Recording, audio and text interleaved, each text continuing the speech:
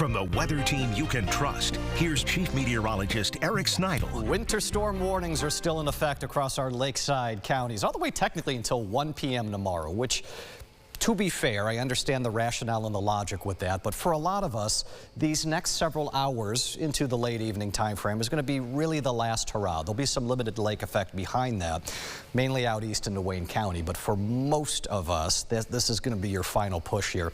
It's an impressive band of snow at this hour that extends from the central part of Orleans County, carves a path southward toward Batavia, gets into Wyoming County too. So healthy burst out of this. There's some added lake effect involved with that too. I would imagine it's got to just be very heavy snow right now from Carlton toward the Kendall community. That goes southward toward Barry, right over Batavia. We've been following the live camera here. Yeah, that's heavy snow, and it's going to be a slow go of things for folks on the thruway who are traveling through this. In Rochester right now, it's light.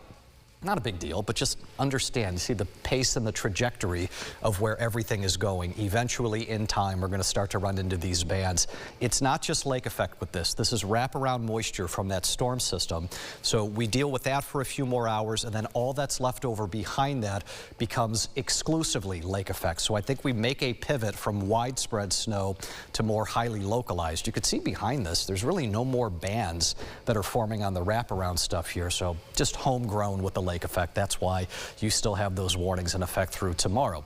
Why even just a little bit of snow is problematic this evening. It is so cold. It's only 12 degrees at the airport. The wind chill below 0. This is now the lowest wind chill we've had on the day, at 4 below officially showing up at the last hourly check. Salt tends to not do a great job when it's that cold. So even just an inch of fluffy accumulation is going to end up coating roadways here. Not telling you that this is going to end up being, necessarily dangerous travel into the evening. I don't think that's accurate, but icy, slippery, and slow, absolutely. That's still going to hold true.